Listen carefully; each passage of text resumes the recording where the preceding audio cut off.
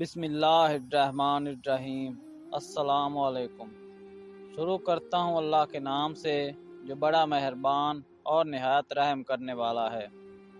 ایک مرتبہ پتھر توڑنے والے چند مزدور حضرات سیدنا وہب بن منبع رحمۃ اللہ علیہ کی بارگاہ میں حاضر ہوئے اور عرض کی، حضور، جس قدر مصیبتوں کا ہمیں سامنا ہے، کیا ہم سے پہلے لوگ بھی ایسی مصیبتوں سے دوچار تھے؟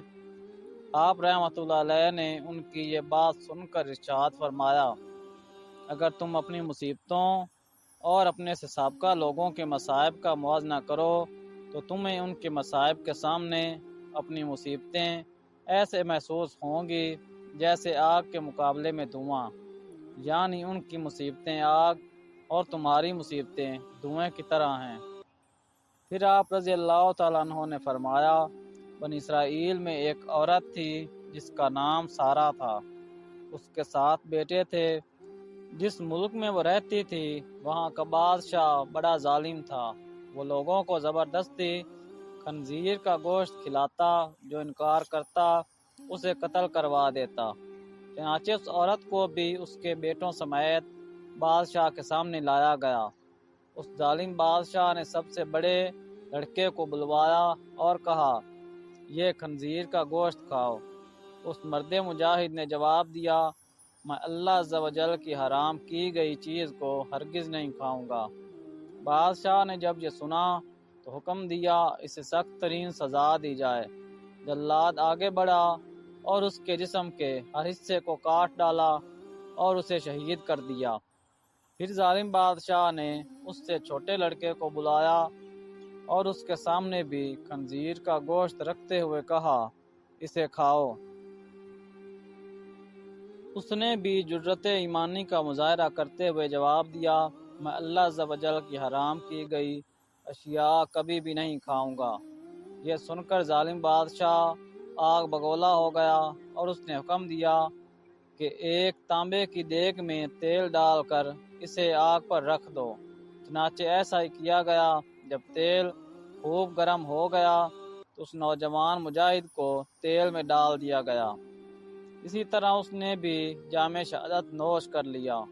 پھر بادشاہ نے اس سے چھوٹے کو بلایا اور کہا، یہ گوشت کھاؤ۔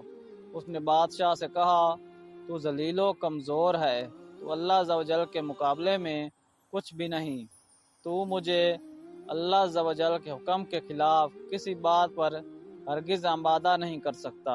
جو تیرے جی میں آئے تو کر لے، لیکن میں اللہ عز و جل کی حرام کردہ اشیاء کبھی بھی نہیں کھاؤں گا۔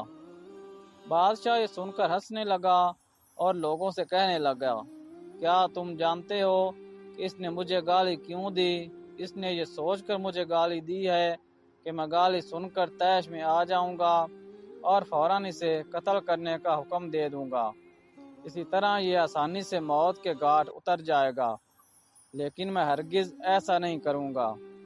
پھر اس ظالم بادشاہ نے حکم دیا کہ اسے سخت سے سخت سزا دی جائے۔ چنانچہ ظالم بادشاہ کے حکم پر پہلے اس نوجوان کی گردن کی کھال کاٹی گئی، پھر اس کے سر اور چہرے کی کھال اتار لی گئی اور اس طرح اسے بھی شہید کر دیا گیا۔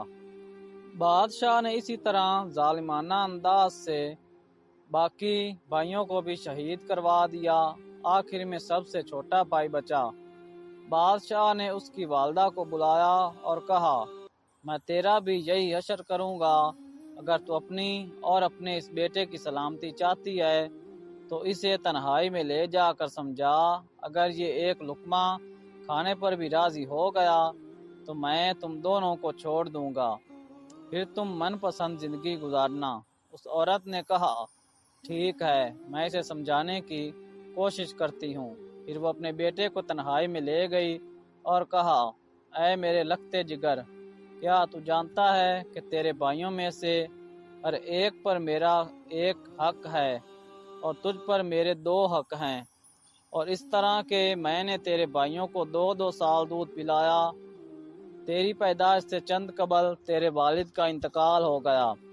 پھر جب تیری ولادت ہوئی تو بہت زیادہ کمزور تھا۔ مجھے تجھ پر بڑا ترس آیا اور میں نے تیری کمزوری اور تجھ سے اپنی شدید محبت کی وجہ سے تجھے 4 سال دودھ پلایا۔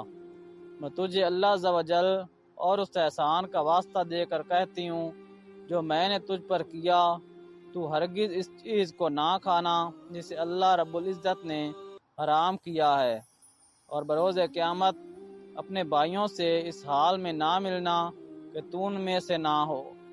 جب سعادت مند بیٹے نے ماں کی یہ باتیں سنی تو کہا، میں تو ڈر رہا تھا کہ شاید آپ مجھے خنزیر کا گوشت کھانے پر تیار کریں گی، لیکن اللہ عز و جل کا شکر ہے کہ اس نے مجھے تم جیسی عظیم ماں عطا فرمائی۔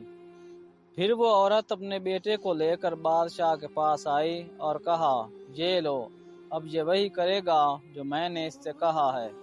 بادشاہ بڑا خوش ہوا اور اس کی طرف خنزیر کا گوشت بڑھاتے ہوئے کہا، یہ لو، اس میں سے کچھ کھا لو۔ یہ سن کر بہادر نوجوان نے جواب دیا، خدا عز و جل کی قسم، میں ہرگز اس چیز کو نہیں کھاؤں گا جسے اللہ عز و جل نے حرام کیا ہے۔ بادشاہ کو یہ سن کر بہت غصہ آیا، چنانچہ اس ظالم نے اس مرد مجاہد کو بھی شہید کروا دیا۔ اسی طرح یہ بھی اپنے بھائیوں سے جا ملا۔ پھر بادشاہ نے اس عظیم عورت سے کہا، میرا خیال ہے کہ مجھے تیرے ساتھ بھی وہی سلوک کرنا پڑے گا جو تیرے بیٹوں کے ساتھ کیا۔ اے بڑھیا، اگر تو چاہتی ہے کہ تیری ہلاکت نہ ہو تو صرف ایک لقمہ ہی کھا لے، تو میں تجھے منہ مانگا انعام دوں گا، اور جو تو کہے گی میں وہی کروں گا۔ تو صرف ایک لقمہ کھا لے، پھر عیش و عشرت سے زندگی گزارنا۔ یہ سن کر اس عظیم ماں نے جواب دیا، اے ظالم، تو نے میرے بچوں کو میرے سامنے مار ڈالا، اور اب تو یہ چاہتا ہے کہ میں تیرے کہنے پر اللہ عز و جل کی نافرمانی بھی کروں۔ اپنے بچوں کی موت کے بعد مجھے زندگی سے کوئی سروکار نہیں۔ خدا عز و جل کی قسم، تو جو کچھ کر سکتا ہے کر لے، میں کبھی اللہ عز و جل کی حرام کردہ شے نہیں کھاؤں گی۔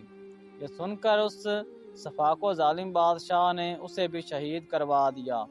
اس طرح اس عظیم ماں کی روح بھی اپنے عظیم فرزندوں سے جا ملی۔